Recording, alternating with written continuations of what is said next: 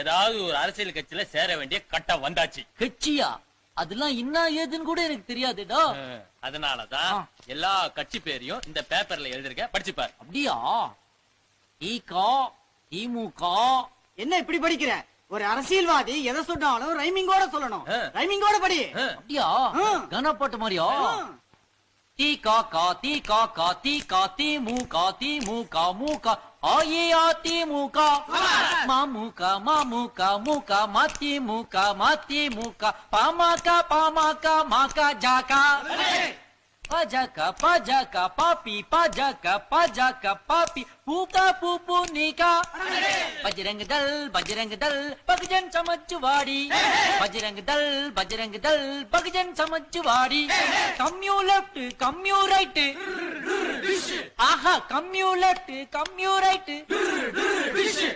முமுக முமு